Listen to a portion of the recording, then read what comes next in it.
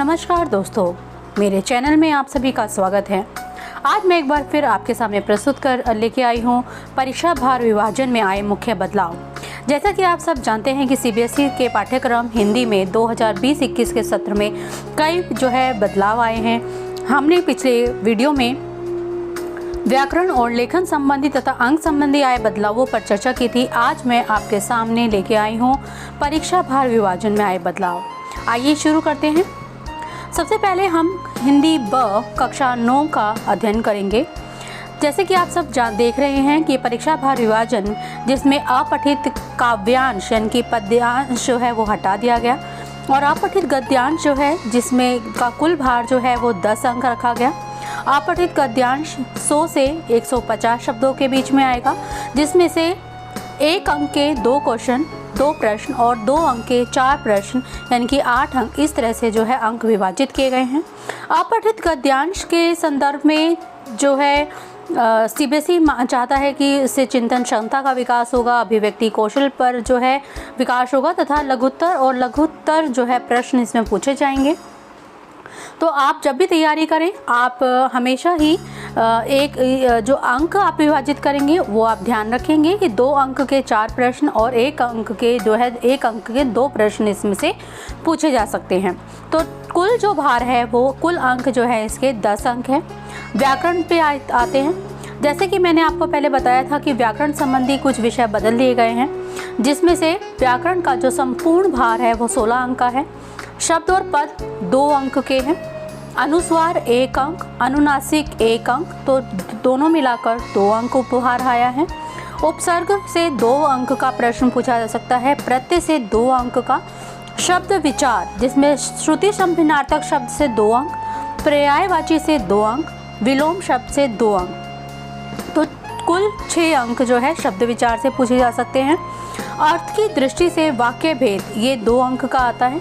तो आप देखेंगे कि टोटल जो कुल भार है वो 16 अंक व्याकरण में विभाजित किया गया है।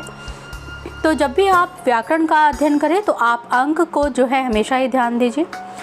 अब आते हैं पाठ्य पुस्तक स्पर्श भाग 1 व पूरक पाठ्य पुस्तक संचयन भाग 1 पर। गद्य खंड में पाठ्य पुस्तक स्पर्श के गद्य पाठों के आधार पर लघु प्रश्न 2 अंक के 3 पूछे जा सकते हैं। आपको बता दूं कि पाठ्य पुस्तक जो साहित्य भाग है ये 28 अंक का कर दिया गया है और ये पिछले साल 2019-20 के अंतिम चरणों में ये बदलाव आए थे। पाठ्य पुस्तक स्पर्श के निर्धारित पाठों गद्य पर एक निबंधात्मक प्रश्न 5 अंक का विकल्प सहित मतलब कि 2 अन्य अलग अलग पाठों से आपको विकल्प दिया जाएगा और आपको निबंधात्मक प्रश्न इसमें लिखना है, तो इसका अंक होंगे 5।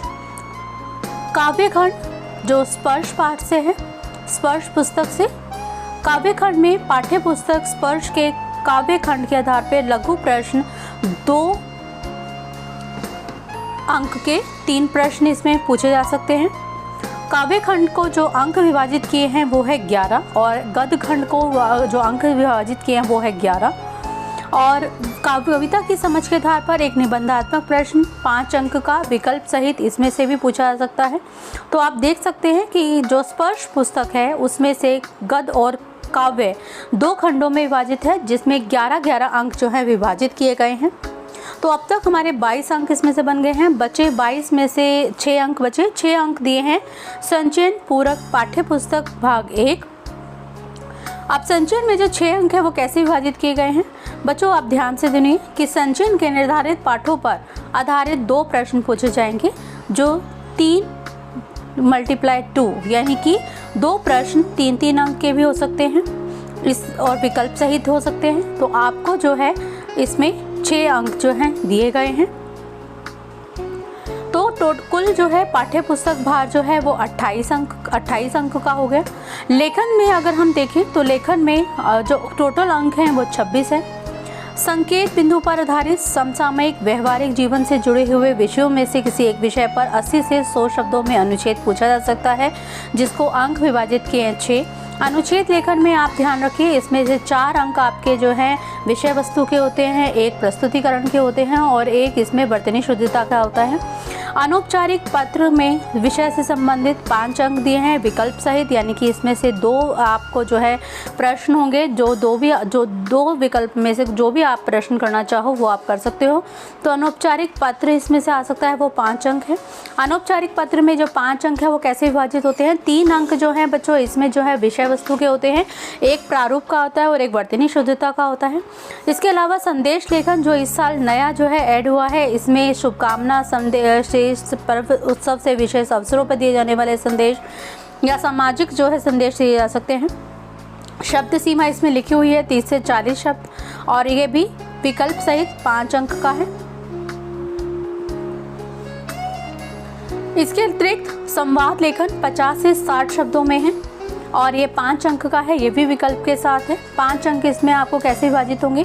3 अंक संवाद लेखन में विषय वस्तु के होते हैं। मैंने आपको पहले ही बताया था, पिछली वीडियो में भी आप संवाद लेखन से संबंधित देख सकते हैं कि जो हालचाल पूछना, हाय, हेलो, नमस्ते जो है वो विषय वस्तु का पार्ट से आप अलग करके लिखोगे, यानी कि वो इसमें विषय वस्तु में शामिल नहीं होगा। तो 3 अंक आपके विषय से संबंधित जो भी विषय आ रहा है उससे संबंधित होगा।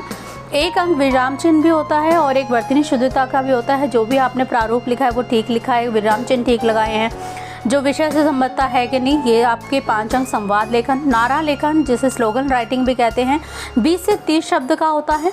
आप शब्द सीमा हमेशा ध्यान रखिएगा।